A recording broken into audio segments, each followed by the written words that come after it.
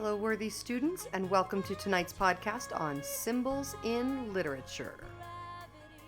So what is a symbol? Well, quite simply, friends, a symbol is just a thing that represents another thing. So something like a flag that represents a concept like freedom.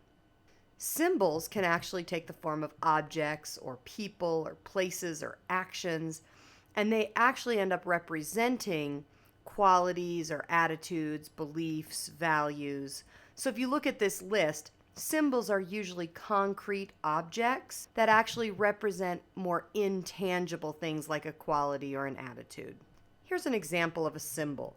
The broomstick in Wicked, for example, might represent something like Elphaba's power, her rising self-confidence, or how she is misunderstood. So the concrete object, in this case the broom, represents an intangible quality like power or confidence.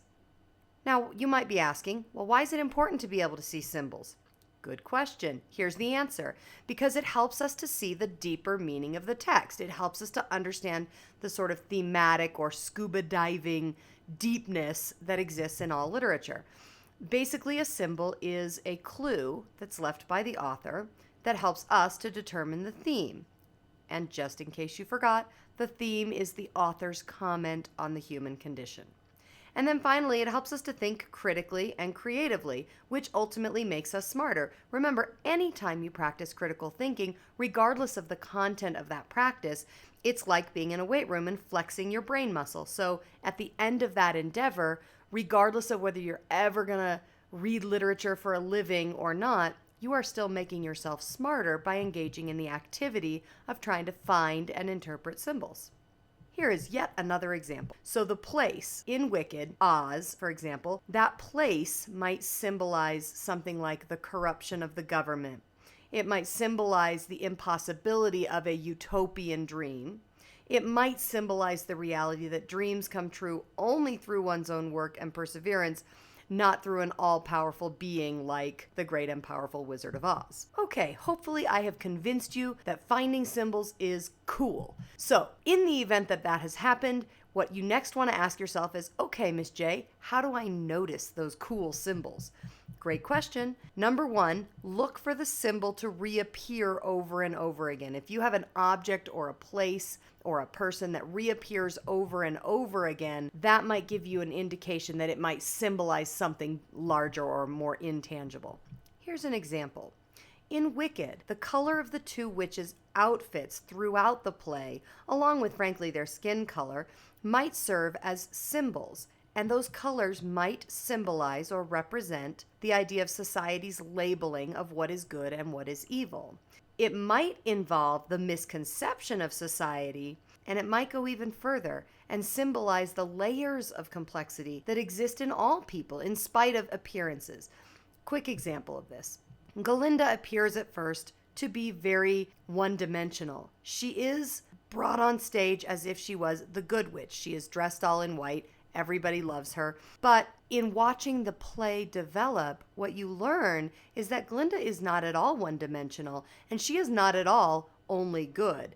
Even though she continues to wear light colors throughout the play, you realize that she actually consists of many more layers, a lot more depth. She's definitely a three-dimensional character. She is dynamic rather than being static, even though the clothes they continue to put her in continue to be static colors. And that's why you might ask yourself in the end, well, that symbol doesn't just represent the simplicity of the label, but it might also represent then the misconception of society, that society labels her good and they fail to see the deeper nature of her. And that, frankly, all of us sometimes tend to miss the layers of complexity that exist in all people.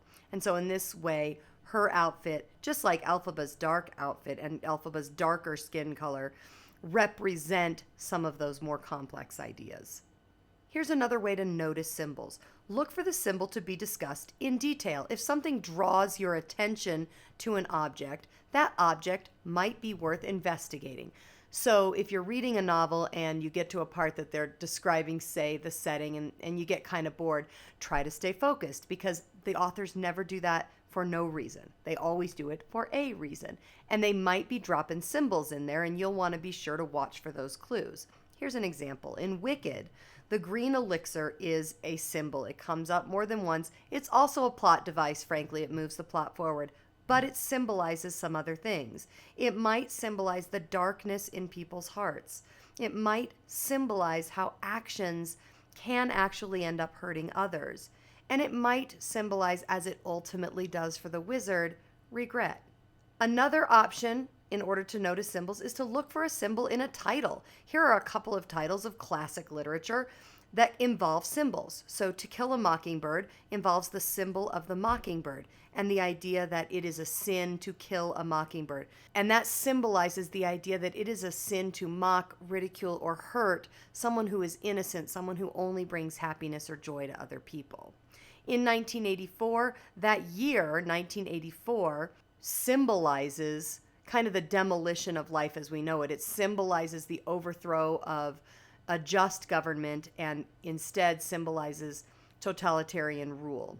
And in The Kite Runner, the idea of this person, the kite runner, symbolizes innocence, virtue, goodness, kindness, things like that. Okay, so once you have learned how to notice symbols, the next step you need to take is the ability to interpret or understand what those symbols represent. And here are a couple of ideas for how you can do that. Number one, start by considering the qualities of the object that is being symbolized. For example, the broom in Wicked. Well, let's think of the qualities of a broom. Brooms are used to clean or to transform a room from one condition to another. Brooms empower people to change their surroundings. And finally, brooms serve as an aid or a support. Okay, so once you've considered the qualities of your symbol, the next step is to apply those qualities to the context in which they're being used. So it is not enough to say, brooms clean things. You have to then look at how that broom is being used in the context of the story. So for example, in Wicked, the broom is used to transform Elphaba from one condition, in this case powerless and stuck, to another condition, which is powerful and free. It empowers Elphaba to change her surroundings. Literally, physically, it allows her to fly out of that room and escape the wizard's clutches. And finally, it serves as an aid or a support to Elphaba. Again, physically, it supports her body and allows her to escape what might be a horrific end. Once you are done with those two steps, the final step is to consider how that symbol illuminates the theme, which again is the author's comment on the human condition. In this case, the broomstick helps to illuminate Elphaba's power. It makes Elphaba physically rise, which might represent her rise in self-confidence. And finally, you can consider that the contrast between what we know of wicked witches, that usually fly around in brooms, and what we know of Elphaba forces us to think about the ways in which we misunderstand others based simply on appearances. So the broomstick in this case then represents misconception. And all of that leads us to the author's comment about how we label others, how we judge others, and that this is not necessarily good for us or for society as a whole or for the people that we label. And that, my friends, is it. So if you remember the ways to notice a symbol and you remember the 3 steps for interpreting those symbols, you are well on your way to recognizing all those clues the authors are dropping.